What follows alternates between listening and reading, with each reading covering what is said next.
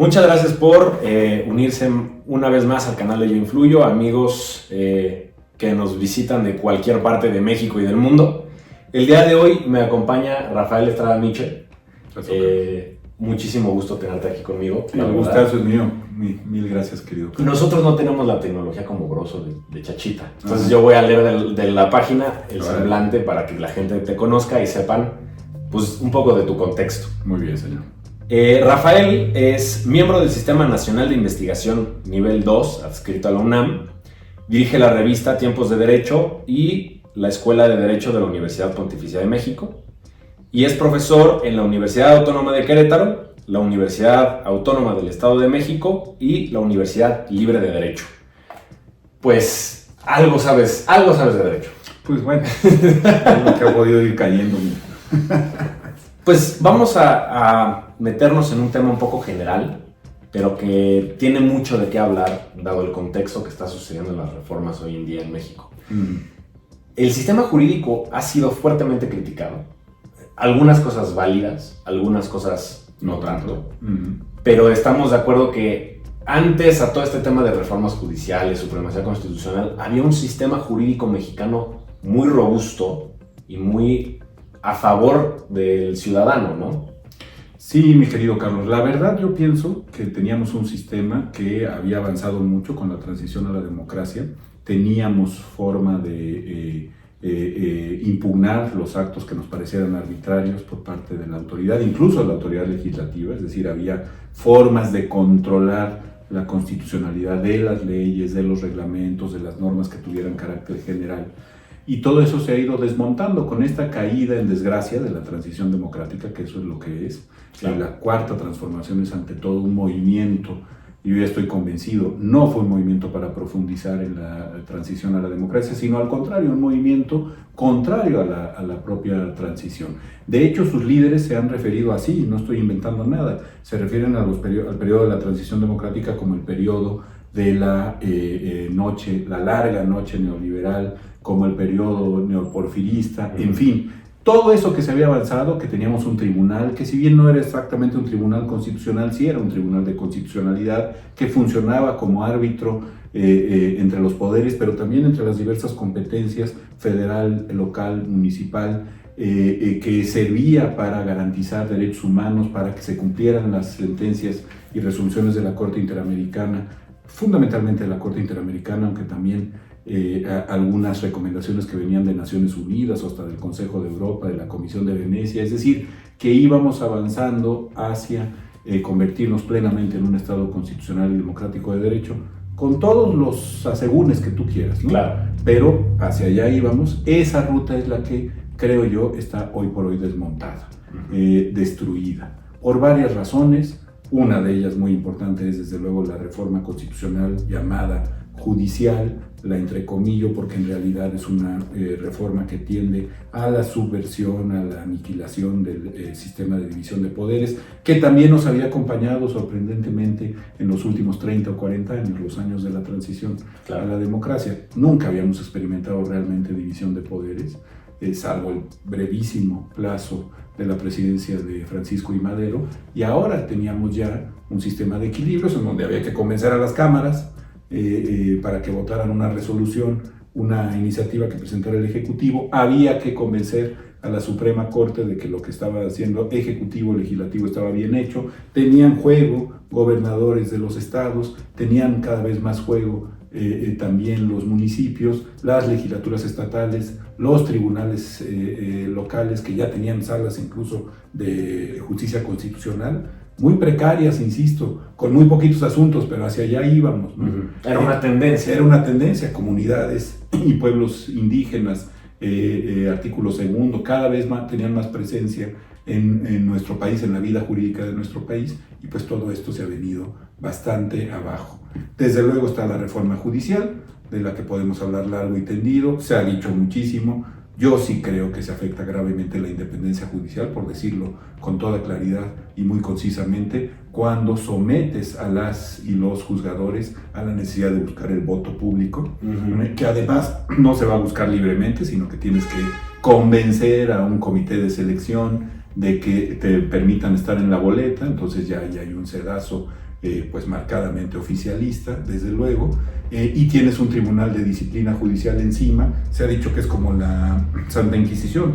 Yo te diría, profesor de Historia del Derecho, al fin y al cabo, yo te diría que el Santo Oficio de la Inquisición tenía mucho más límites que los que va a tener este auténtico Comité de Salud Pública, como en la época de la Revolución Francesa, en el sentido más jacobino, más robesperiano posible, que va a estar diciéndole a los jueces con una espada de Damocles aquí: tú no puedes juzgar así, tú no puedes hacer un control de convencionalidad, tú no puedes interpretar pro persona. O sea, me voy a meter un poco como a ponerle tal vez un poco de nombre y apellido, pero vimos, y hay denuncias al respecto de el ministro Saldívar, que decían, oye, pues se está metiendo ilegalmente en casos, ¿no?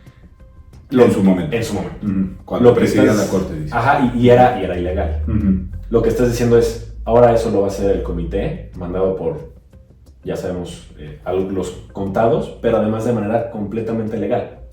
Bueno, sí, parte del problema es ese, ¿no? Que se legalizan prácticas que eran absolutamente deleznables, ¿no? No solo en la presidencia de Arturo Saldívar, antes sabíamos que ocurrían, pero ocurrían cada vez a menor escala y de manera mucho más controlada, ¿no? Yo lo que siempre digo, tú coincidirás conmigo, Carlos, y tu auditorio, que las cosas funcionen mal implica que tenemos que tratar de que funcionen bien, antes que desmontarlas por completo. Claro. Me parece un muy mal argumento, y con los organismos constitucionales autónomos pasa un poquito lo mismo, decir, no, es que salían muy caros, es que eran muy corruptos, es que hacían esto. Por lo demás, casi nunca ofreciendo pruebas, por no decir nunca, ¿no? Pero vamos a suponer que así haya sido. Prácticas de nepotismo, redes clientelares, ausentismo, aviadores, lujos innecesarios, en fin, todas estas cosas que son absolutamente deleznables y criticables. Bueno, pues rinde cuentas y castiga a quien se haya portado así. Pero no vengas con que vas a desmontar todo un poder, o, como estamos viendo ahora, 7 organismos constitucionales autónomos, porque quienes los condujeron en un primer momento eran corruptos y eran parte de la partidocracia. Bueno, dicen que eran corruptos. Además sin dicen, presentar prueba. Qué bueno que lo señalas, ¿no? Además dicen, ¿no? Bueno, tiene que haber aquí pruebas que vayan más allá de la duda razonable, pero supongamos que existen tales pruebas. Castiga. El problema de la corrupción empieza por la impunidad. Pero claro, no me vengas con que para acabar con la enfermedad, pues hay que matar al enfermo. Sí, claro. Para acabar con la rabia, más al perro. Exactamente. ¿No? O sea, y todo esto viene de un atentado previo al Estado de Derecho, que tú y yo hemos platicado en otras ocasiones, que es el haber permitido la sobrerepresentación tan artificiosa, y esto lo hicieron un órgano constitucional autónomo, que es el INE, y un tribunal del Poder Judicial de la Federación, que es la Sala Superior del Tribunal Electoral, haber permitido que con un porcentaje de votos como el que obtuvo el oficialismo, se elevara en 20% su representación en la Cámara de Diputados. Con realmente unos artificios legaloides dignos de total crítica, ¿no? Nunca tomando en cuenta la auténtica expresión de la voluntad popular, permitiendo que se cambiaran de cachucha. Oye, tú vas a ser ahora del PT para estos efectos, y tú vas a ser del Verde, y tú vas a ser de Morena, en lo que arreglamos que nos den más pluris, y ya luego te regresas a tu grupo, o sea, disfrazándose de minorías de manera muy descarada. Y el haber permitido eso permitió la votación de reforma judicial, también, por cierto, una reforma indígena de la que se ha hablado muy poco, pero tiene algunos atentados graves al federalismo, sobre todo, que habría en algún momento que tratar. Es desde luego menos urgente que lo que vamos a ver ahora con órganos constitucionales autónomos y la reforma de supremacía constitucional, que esa, para contestar concisamente a tu pregunta, esa es la que sí viene a acabar por completo con un esquema que ya teníamos más o menos avanzado de juridicidad del Estado en México, ¿no? Vamos a decirlo así, hacer un Estado de Derecho más o menos funcional, claro, en donde pues, no pudiera la representación de un partido o movimiento hegemónico decir, nosotros somos el pueblo, nosotros somos el Estado, nosotros somos la nación, y entonces te cambio la Constitución como me venga en gana, como nos venga en gana a nosotros, y no tienes ni siquiera posibilidad de defenderte, porque recordemos que esta reforma de supremacía constitucional, otra vez entre comillas, en realidad es de subordinación constitucional, lo que establece es que no caben las acciones de inconstitucionalidad, ni los juicios de amparo, ni las controversias constitucionales contra una reforma constitucional. Ahí vamos. Fíjate nomás, ¿no? O sea, pongámonos en el ridículo, en el caso limítrofe, ahí es donde está el derecho. Puede pasar que el presidente del Senado, el señor Fernández Noroña, de repente un día diga, me llegó esta iniciativa de la Presidenta de la República para reformar el artículo, ¿cuál te gusta? El 40, 3, ¿no? 4, vamos a acabar con el 40 y el 116, vamos a acabar con los estados libres y soberanos en el país, ¿no? Ya no va a haber federalismo. ¿Están de acuerdo todos aquí en la Cámara? ¿Sí? A ver, a mano alzada. A mano alzada. Ahí está la mayoría calificada. Mándese al diario oficial a publicar. Oiga, señor, primero tiene que consultarle, primero en votación nominal a sus colegas senadores. Después, tiene que irse a Cámara de Diputados y obtener una mayoría calificada ahí. Después, a las legislaturas de los estados y obtener la mayoría. Y ya después piensa usted en regresarlo al Ejecutivo para su promulgación y para su publicación. Pues fíjese que no. Porque yo lo voy a hacer así, me queda clara cuál es la voluntad manifiesta de la nación, de acabar con el federalismo, o con la división de poderes, o con los derechos humanos, lo que tú quieras, me queda clara la voluntad manifiesta, y como no tienes ningún mecanismo de defensa, lo que yo diga es la reforma constitucional. Y vamos a meternos un poco más a ese tema. Había hablado ahí con compañeros, abogados, etcétera, el tema del amparo. Me dicen, oye, pues es que este tema de supremacía constitucional, pero también el tema de cómo se está planteando reforma judicial, etcétera, va a eliminar la reforma del amparo. Yo sé que muchas personas dicen, oye, pero pues nunca hemos usado el amparo, es una herramienta un poco fuera de lugar. En realidad, cuando lo ves en la practicidad, no es cierto. Aunque alguien más se ampare, nos beneficia a nosotros, así se hace jurisprudencia, nos etcétera. Beneficiaba. Bueno, nos beneficiaba. ¿Qué va a pasar con este tema del amparo? ¿Qué va a pasar con la seguridad de los mexicanos para protegernos ante una ley injusta, ante una sentencia incompleta, ante pues, justo estos temas legislativos que abusan del poder? Mira, ya había habido reformas a la ley de amparo, un poquito antes de que asumiera la oficina la doctora Sheinbaum, para quitarle efectos generales a la suspensión. Yo creo que puede parecer un tema muy técnico pero déjame explicarlo a grandes rasgos. Esto implica que si tú vas ante un juez de amparo, a un juez federal, y le dices, oiga, a mí me para perjuicio la obra del Tren Maya, por favor suspéndala. Quitándole los efectos generales, se llegaría al absurdo de que se suspende para ti, pero no para todos los demás. Entonces, ¿cómo le haces para suspender una obra? O pensemos en temas de medio ambiente, que también lo trae el Tren Maya. En fin, ¿cómo le haces para suspender una obra nada más para una persona? Bueno, eso es lo que se quiere, quitándole los efectos generales a la suspensión.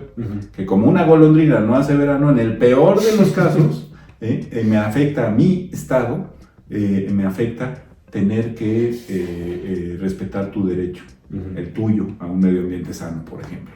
Pero no me importan los otros 130 millones de mexicanas y mexicanos. Ahí, ancha es Castilla, ¿verdad? Claro. Bueno, entonces primero ya teníamos ese problema a nivel ley secundaria. Luego se meten no solo con la suspensión. En la mal llamada reforma judicial, otra vez, nadie se fijó, o casi nadie se fijó, en que había una reforma al artículo 105 y una reforma al artículo 107 en materia de amparo de acciones de inconstitucionalidad, Carlos, y de controversias constitucionales. Voy con estas dos primero, porque estas eran muy típicas de la transición a la democracia. La reforma de 1994-95, el presidente Zedillo estableció una nueva Suprema Corte de Justicia, casi no se metió con el Poder Judicial a nivel magistrados y jueces de distrito, aunque sentó las bases para una carrera judicial que hoy vemos desmontada, pero se mete con la Suprema Corte y dice, además de bajar de 26 ministros a 11, y además de quitarte la administración para pasársela a un consejo de la judicatura, vas a tener dos nuevas facultades, atribuciones. Una nueva y otra renovada. La nueva es las acciones de inconstitucionalidad, que consisten en que una minoría parlamentaria del 33%, que por cierto ya no existe, ¿no? por la sobrerepresentación, el entonces Procurador General de la República, hoy fiscal general de la misma, o bien la Comisión Nacional de Derechos Humanos en materia de derechos humanos, o los partidos políticos en materia electoral, o los organismos constitucionales autónomos, el de transparencia, que ya no va a existir en materia de transparencia y protección de datos. Bueno, todos ellos podían ir a impugnar una ley y decir, oye, me parece que es inconstitucional lo que se está haciendo en esta ley secundaria, va en contra de la Constitución o incluso del orden convencional, es decir, los tratados y convenciones que ha suscrito el Estado mexicano. Se empezó a desarrollar mucho esta figura, lo mismo las controversias constitucionales, esta fue más bien renovada, ya existía desde 1917, pero nadie la había pelado durante el autoritarismo, y resurge a la vera de la reforma Zedillo. ¿Para qué? Para que cuando haya pleitos de competencia entre el Congreso y el Ejecutivo, o entre el gobierno de un estado y otro gobierno de otro estado, o el gobierno de un estado o de un municipio contra la federación, en fin, todas las hipótesis que puedas pensar de pleitos competenciales, lo resolviera también la Corte.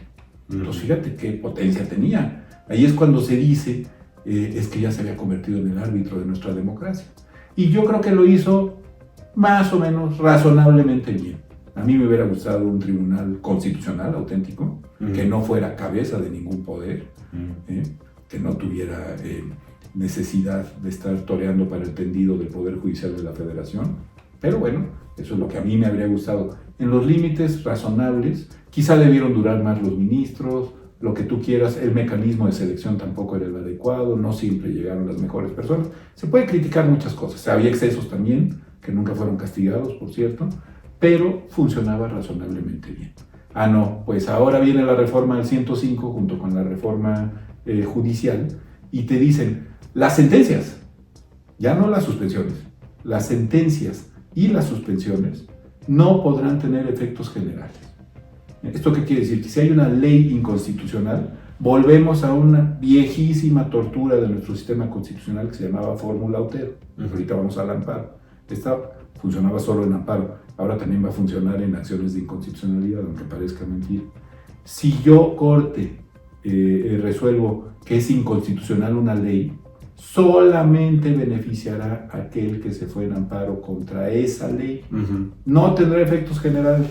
En el caso del 105, la suspensión, entonces no puedo parar una obra, no puedo detener una ley absurda. Vamos otra vez a los absurdos. Se restablezco la pena de muerte, pero como no puede haber suspensión con efectos generales, bueno, pues estará beneficiado el que pudo ir ante la Corte a obtener esa suspensión. Todos los demás escóndanse y sálvense quien pueda, ¿no? Claro. Porque la tentación de la autoridad, ¿cuál va a ser? Te voy a consumar el acto y lo voy a hacer de imposible reparación, al efecto de que pues ya, ni modo, te maté, estaba vigente la ley, ya luego la declaró inconstitucional la Corte, pero pues ni modo, mala tarde que estabas tú ahí, claro, sin una suspensión. Yo voy a dar un paso atrás a lo que dijiste, el tema de los excesos que no se castigaron. Este tema se volvió el discurso político central de cómo castigar a estas personas que abusaron del poder durante tanto tiempo, y fue como este discurso continuo que se usó no solo con los jueces, con los políticos, los opositores, etcétera, etcétera. Todo aquel que se oponga, ni siquiera políticamente, puede ser desde los empresarios incluso, se invalida porque abusó, porque es abusador, porque etcétera, etcétera, etcétera. Pero la reforma judicial no resuelve ninguna de esas acusaciones. Es más, abre la oportunidad a que el abuso sea aún mayor de parte de particulares hacia la justicia. Porque ahora tú como juez no tienes un dinero que te va a dar el Estado, como lo hace el INE con los candidatos, donde pues, te dan una bolsa de dinero para que tú puedas hacer tu campaña. La campaña de juez la hace el juez, el dinero que encuentra el juez. Y eso y que además, quién sabe se lo dio, venga, porque puede ser de un narco, puede ser de un empresario, puede ser de un político. O de un partido político que supuestamente tiene prohibido intervenir. Exacto. Y entonces, ¿en qué momento el abuso se acaba? No, a ver, es que tienes toda la razón. Es un poco lo que te decía. A ver, está gangrenado el pie, ¿no? Y en lugar de separar la pieza que tiene gangrena, entonces acabo con todo el cuerpo. Mejor lo mato de una vez y muerto el perro se acabó la rabia, como bien decías. Es un absurdo, Carlos. No no resuelve ninguno de los problemas estructurales que tenía el Poder Judicial, ni los órganos autónomos, que también fueron acusados de corrupción. Y yo iría un poquito más lejos. Entonces, si hubo impunidad y no castigaste eso, nepotismo, redes clientelares, corrupción, excesos, lujos, violación del 127 constitucional que establece que nadie puede ganar más que el titular del Ejecutivo, la titular del Ejecutivo Federal, en fin, todas esas violaciones que se alegaron desde hace mucho tiempo, como todo un script, por cierto, que vemos en otros países que pertenecen al Foro de Sao Paulo, todas esas debieron ser castigadas por un órgano que curiosamente es el que no se toca. Claro. Sí, la Fiscalía General de la República, que además tiene una Fiscalía Anticorrupción, debió haber investigado todo eso. Y nadie, que yo sepa, ha pedido cuentas de la inacción al respecto, ¿no? ¿Tú sabes cuál es la institución que más solicitudes de transparencia negó el año pasado? No sé si la CNDH, pero... Puede haber sido, pero sobre todo la Secretaría de la Función Pública, lo que ahora se va a llamar Secretaría de Buen Gobierno y Combate a la Corrupción. Claro, que les cambien el nombre para que acomode la agenda. Ahí está la agenda, ¿no? Clarísima. Que uno también diría, bueno, si esta es la Secretaría de Buen Gobierno, las otras de qué son, ¿no? ¿Cuáles serán las de mal gobierno? Sí, exacto. Pero bueno, más allá, digamos, de la nomenclatura, ¿sabes qué organismo constitucional autónomo va a quedar bajo la égida de esta secretaría que era un ejemplo de opacidad? El Instituto Nacional de Transparencia, de Acceso a la Información y Rendición de Cuentas. O sea, no pudieron haber escogido un lugar peor para meterlos. Lo que quiero decir es que las instituciones que no han funcionado para combatir la corrupción seguirán vivitas y coleando. El Sistema Nacional Anticorrupción lo dejaron morir de viejo, ya nadie se mete con él, nadie lo pela, ¿no? Es hasta de mal gusto hablar de los muertos, entonces ya nadie habla de él.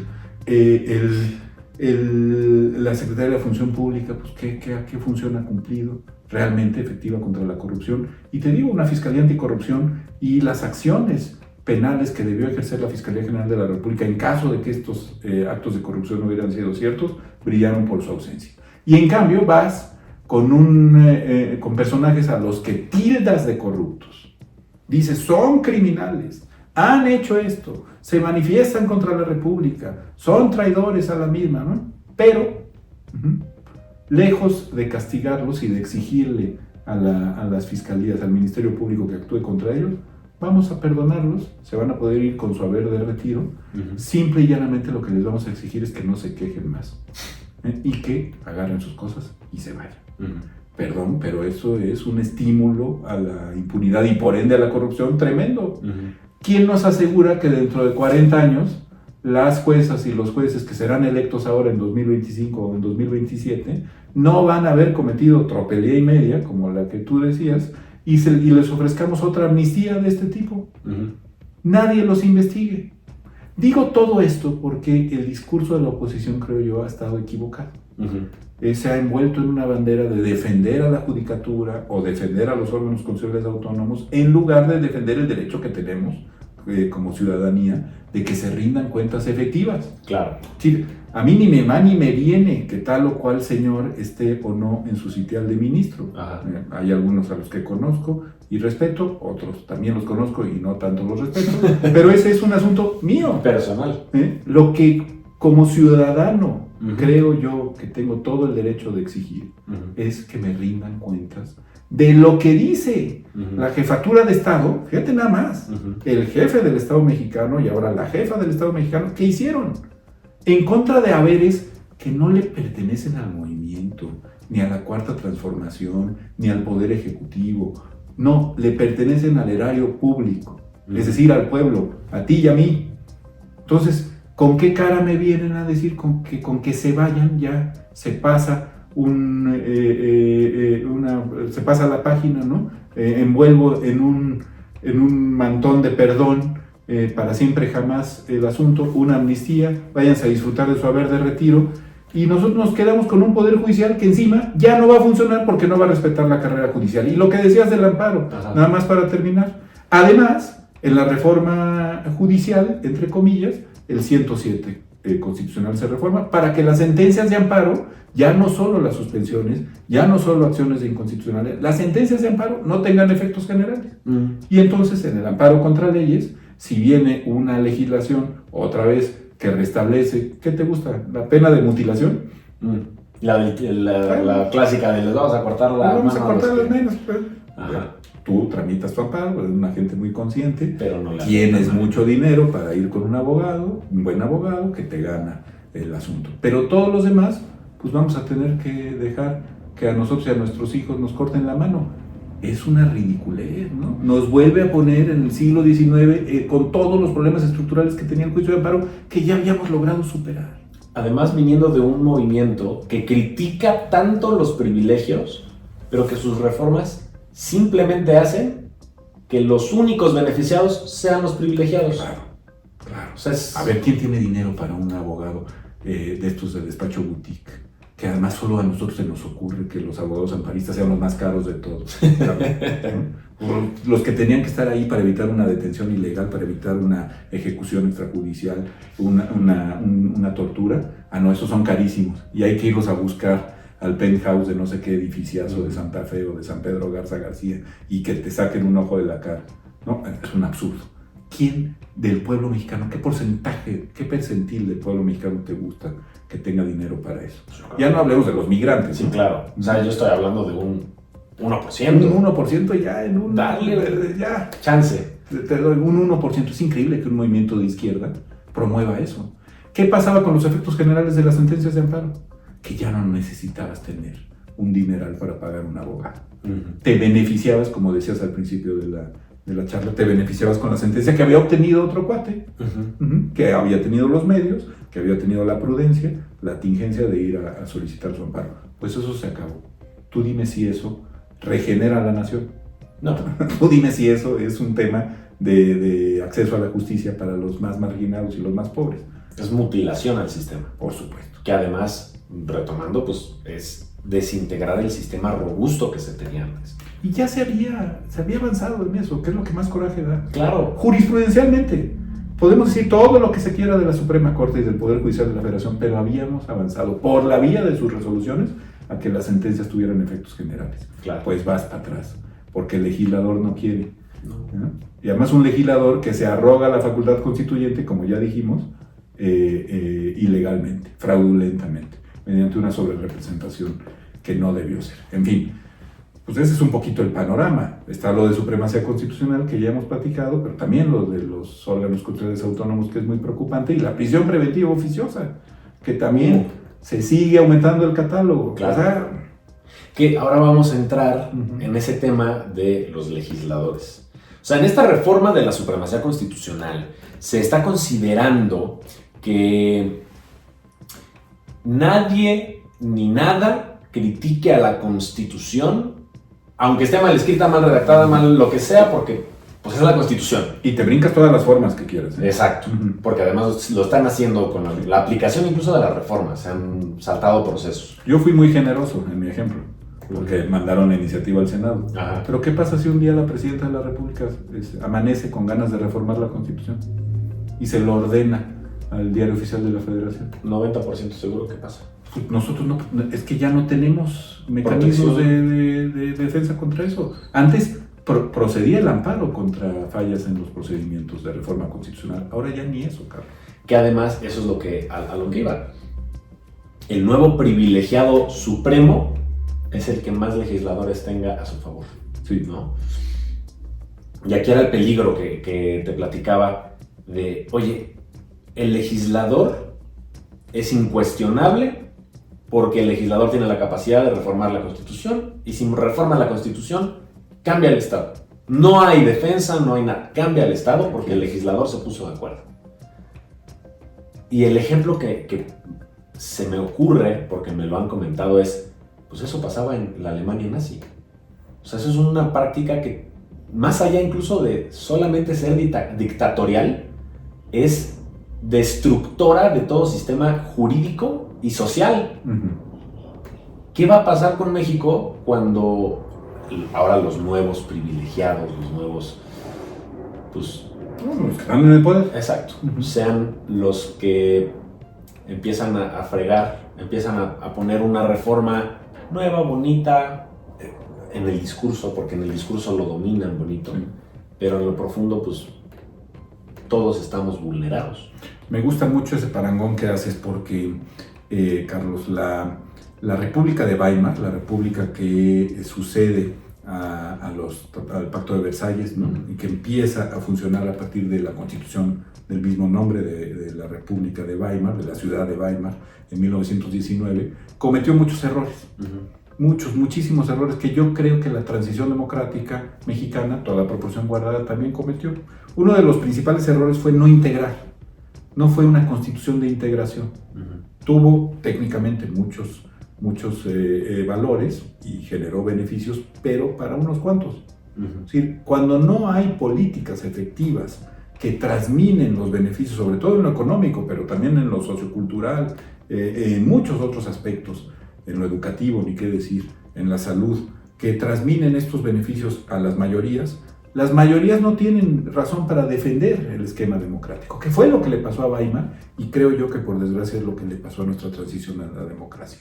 En un pispás se desmontó el régimen de división de poderes, la justicia constitucional, el control de convencionalidad. Yo quiero ver ahora, con este tribunal de disciplina que te contaba, cuál va a ser el juez valiente que se atreva a decir, oye, no, yo inaplico esto que me dijo el legislador porque es violatorio del pacto de derechos civiles y políticos, por ejemplo, o de la Declaración Americana de Derechos Humanos. Ah, sí, pues destituido, y además lo doy vista al Ministerio Público, y en una de esas inhabilitado para siempre, y si no, peores cosas, ¿no? Te fusilo y te mando a Siberia o a Valle Nacional, como don Porfirio. No, a ver, se desmonta todo esto también porque no tuvo una base social que lo defendiera. Eso es lo que debería a nosotros preocuparnos, ¿no? Hablamos nosotros, defendimos hasta donde pudimos, pero la verdad es que la gente o no recibió beneficios de la transición a la democracia, que yo creo que sí los recibió, o no fueron suficientes o suficientemente bien interiorizados como para que esa gente mayoritariamente saliera en defensa de sus instituciones. Fíjate, defendimos al INE, ¿te acuerdas? Sí. Todos, el INE no se toca, ¿no? Bueno. Y luego el INE salió con la barrabasada de la sobrerepresentación. Claro. O sea, intuíamos que el Instituto Nacional Electoral, antes el Instituto Federal Electoral, los órganos autónomos para organizar elecciones, nos traían un beneficio. Nos dieron por fin elecciones donde los votos se contaron y contaron para algo, ¿no? Entonces intuíamos su valor y se nos ocurrió salir a defender eso. Lo que no vimos es que ya estaba tomado, que ya era un INE de tómbola. Los últimos consejeros, incluyendo a la consejera presidenta del Consejo General, salieron por tómbola, porque no se pudieron poner de acuerdo oposición y oficialismo para designarlos. Entonces es un INE de tómbola, no lo digo peyorativamente, así fue. No vimos que ya estaba tomado por el oficialismo y que estábamos defendiendo una causa, en cierto modo, perdida. En cambio, el tema de desmontar la justicia constitucional, como ahora el tema de desmontar los órganos considerados autónomos. Tú dime a la gente qué les representa la Comisión Federal de Competencia Económica o el Instituto Federal de Telecomunicaciones. O sea, en términos reales, nada. Bueno, no sabemos, ¿no?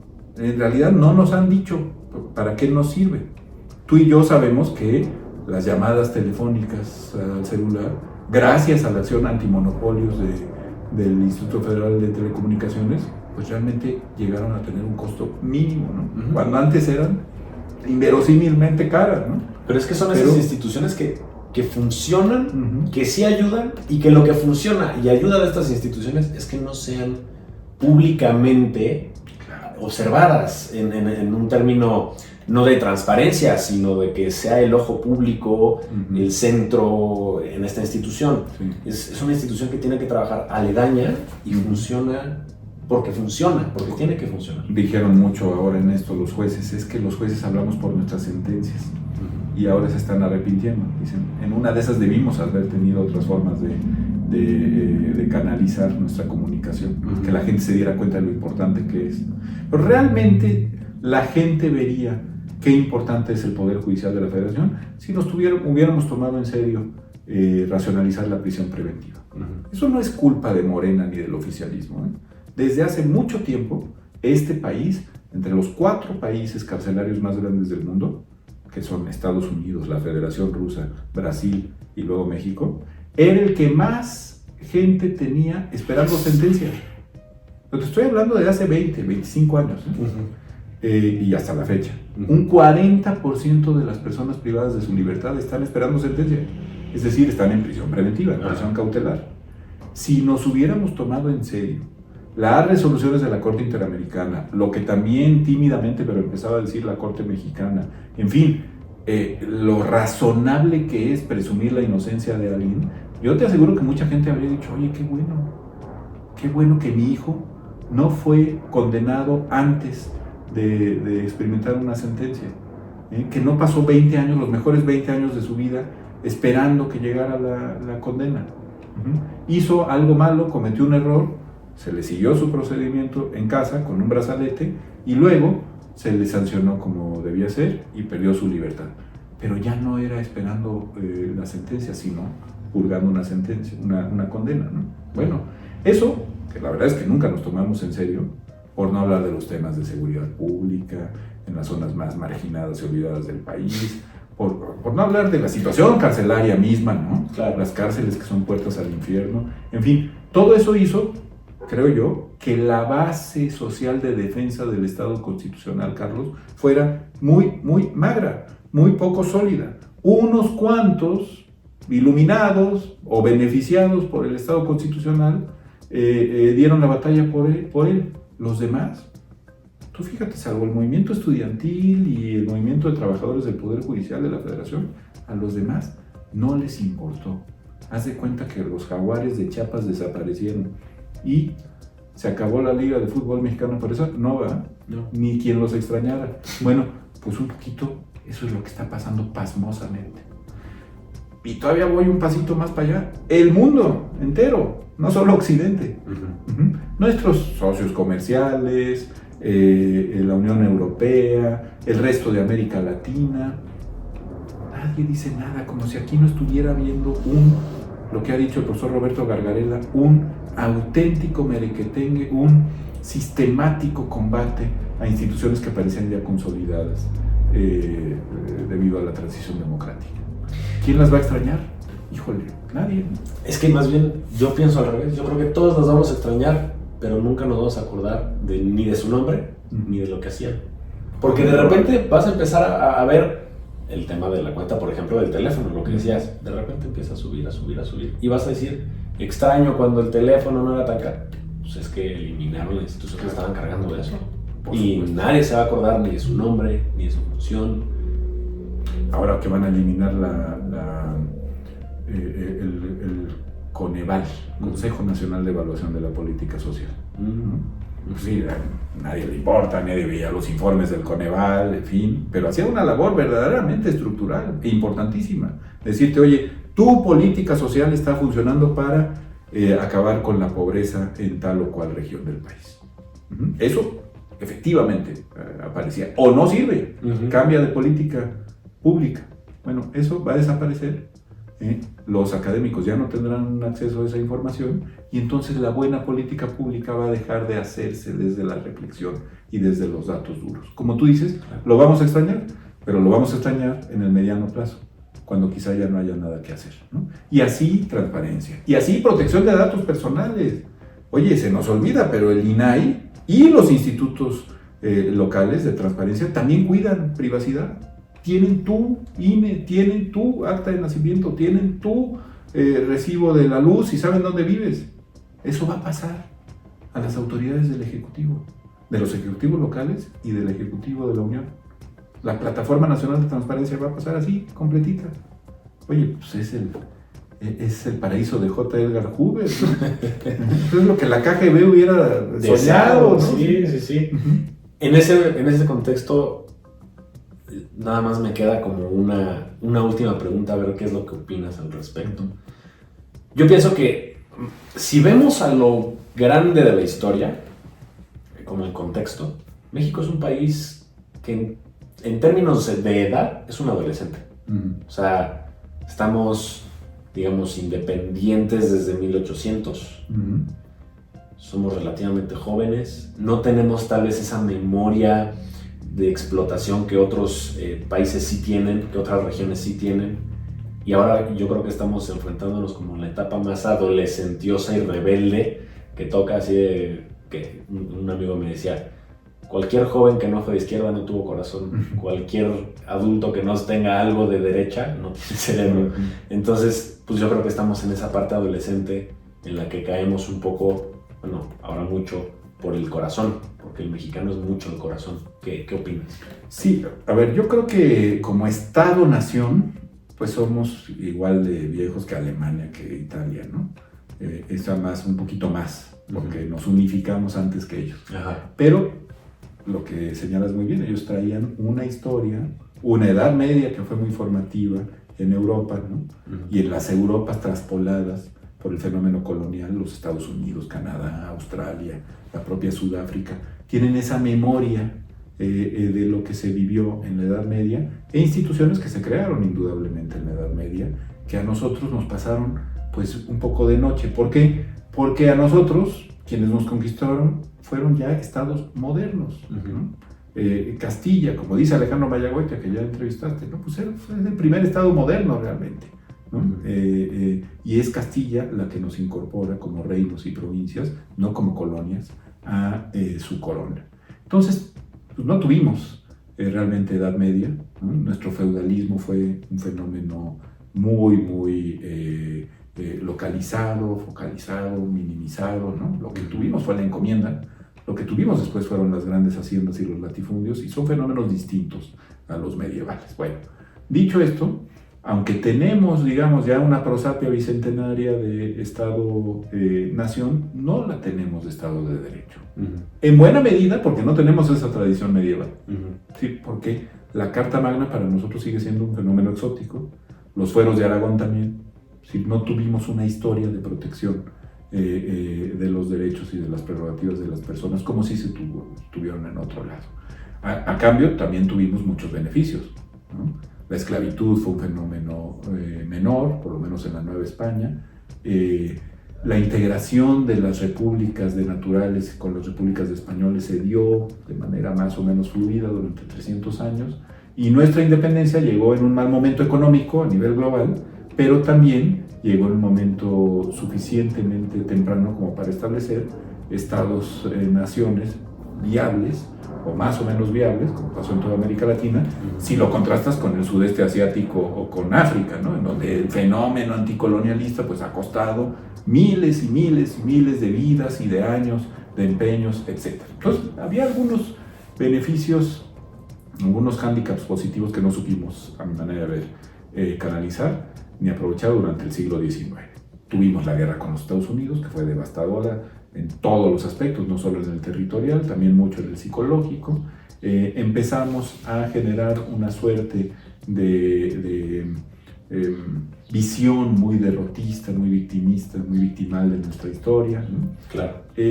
Y finalmente, nunca nos preocupamos por sentar las bases de un auténtico Estado de Derecho, con una democracia representativa funcional y con una justicia constitucional, pues, más o menos razonable, con equilibrio de poderes. ¿Esto en qué se tradujo? Que tampoco hubo un combate a la marginación, ni a la pobreza, ni a la desigualdad, que es el gran lastre de nuestro país, y en general yo creo que de América Latina. Y vuelvo al tema, que es el de la ley de Hu, ¿no? De este economista, HU. Si no combates la marginación con políticas públicas efectivas, tarde o temprano, tú ponías el ejemplo de la República de Weimar y del Tercer Reich, tarde o temprano lo que se generan son populismos y liberales, como se dice ahora, y dictaduras, finalmente, es la puerta al fascismo. Yo veo muy preocupante esto porque realmente estamos a las puertas de un régimen autoritario, por lo menos de desmontaje institucional, que es de pronóstico muy reservado. Uno cree que la gente que está en el poder mantiene los controles del timón, pero en cualquier momento surge un polvorín, ¿no? Y digo, Hitler ganó las elecciones, las primeras que ganó, por nada, 30 y tantos %. Logró formar las coaliciones en el Parlamento que lo llevaron a ser primer ministro, pero primero era, francamente, la primera de las muchas minorías, ¿no?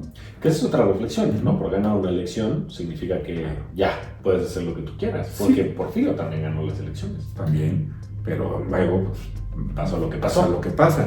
Sí, si tú permites, vamos a volver a ese símil, que nos brinquemos, como nos estamos brincando, los procedimientos, la división de poderes, los mecanismos democráticos, los arbitrajes autónomos, y que haya una elección extraordinaria mañana, que fue lo que pasó en Alemania. Sí, Hitler quema, organiza muy probablemente la famosa quema del Bundestag, ¿no? Y culpa a los comunistas y a los judíos y a los socialdemócratas de eso, ¿no?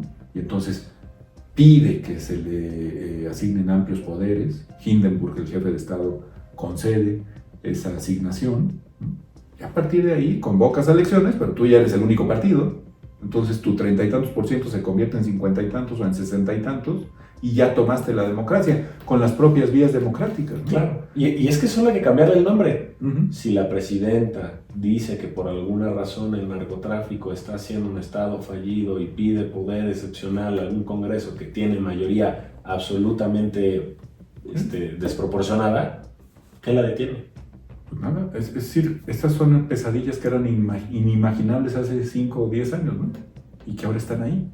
Si ya, insisto, si ya quitaste los órganos constitucionales autónomos, si ya desmontaste el equilibrio de poderes, acabaste con el Poder Judicial de la Federación, con el juicio de amparo, con la justicia constitucional, con la supremacía constitucional, como muy bien dices, porque ahora ya es subordinación constitucional, lo que diga el legislador y quien controla al legislador, ¿no? Exacto. Y encima tienes el mecanismo de la prisión preventiva oficiosa por todo y por su orden, para que cualquier periodista, defensor de derechos humanos, abogado, comentarista de la cosa pública, opositor, esté todo el tiempo preocupado porque pues, le viene una auditoría y determina que hay facturas ahí raras, ¿no? Entre que son peras son manzanas y averiguan que eres facturero o no, estás en la cárcel. Y años, ¿no? Años en la cárcel. Es decir, con todos estos mecanismos, yo creo que confiar en que el Estado constitucional y democrático de derecho se va a restablecer pronto, Carlos, pues es pecar de ingenuo. Claro.